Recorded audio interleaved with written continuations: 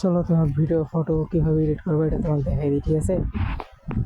যদি তুমি প্রথমে প্লে স্টোরে চলে আসবে, এখানে আসার পরে তো যদি তোমার কাছে পন্টের অ্যাপ না থাকে তাহলে তুমি সার্চ দিয়ে নিবা গো পন্ট, ঠিক আছে। এই অ্যাপসে তুমি প্রচুর পরিমাণে পন্ট পেয়ে যাবা।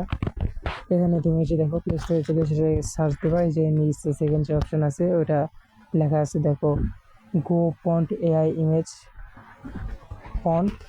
এটা তুমি ইনস্টল করে নিও যদি পন্ট না থাকে। তারপরে তুমি যে অ্যাপস দিয়ে এডিট করবা জেমিনি, ঠিক আছে, ওখানে দিয়েই তো তুমি ছবিটা বানাবা। যদি এটা আপডেট না থাকে তাহলে তুমি একবার এটা আপডেট দিয়ে নিও, ঠিক আছে।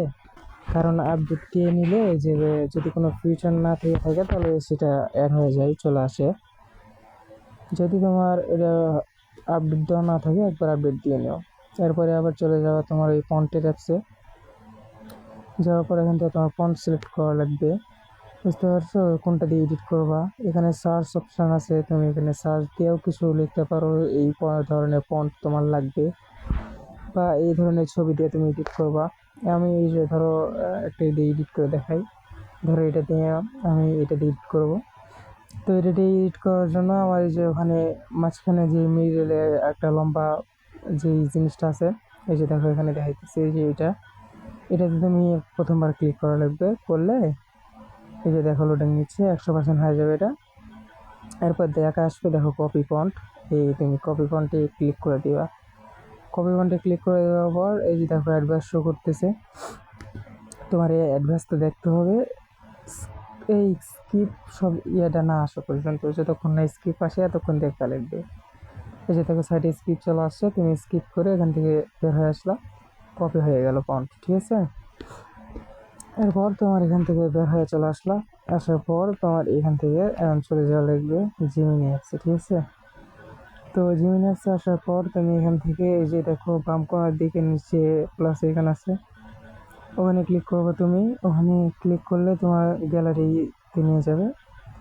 যে ফটোতে তোমার চেহারা ক্লিয়ারভাবে বোঝা যায়, একদম পরিষ্কার, সে ফটোটা তুমি সিলেক্ট করে দিবে, ঠিক আছে। তোমার এমন ফটো হওয়া লাগবে যেখানে তোমার চেহারা স্পষ্টভাবে বোঝা যাইতেছে, যাতে ওরা ম্যাচ করাইতে পারে, মানে যাতে ওদের ম্যাচ করতে সুবিধা হয়। সেরকম একটা ছবি তুমি এখান থেকে সিলেক্ট করে দিবা। যদি ওইভাবে সম্ভব না হয় তাহলে একবার রিমিনি থেকে রিমিনি মাইরে পরিষ্কার করে নিও। তারপরে এখানেও এই যে আমি এটা আপলোড করে দিলাম, এটা দিয়ে বানাবো।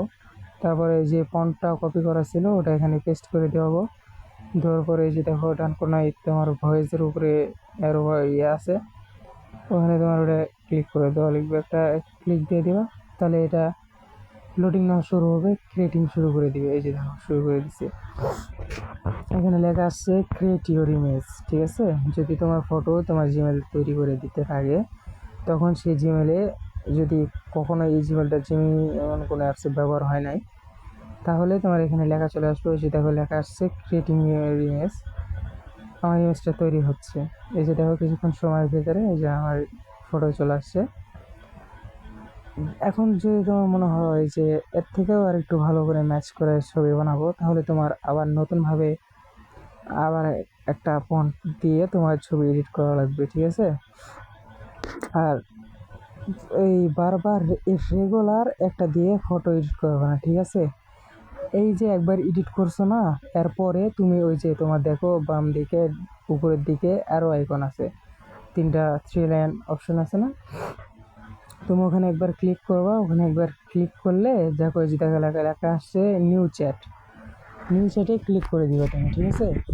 তারপরে এই যে এখন আবার এটা চলে আসবে, তখন তুমি এখন আবার ফটো এডিট করতে পারবে, ঠিক আছে।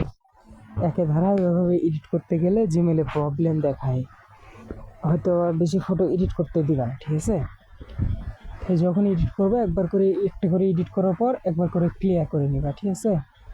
এভাবে এডিট করো, তাহলে এডিট পুরোপুরিভাবে হবে, আশা করা যায় কোনো সমস্যা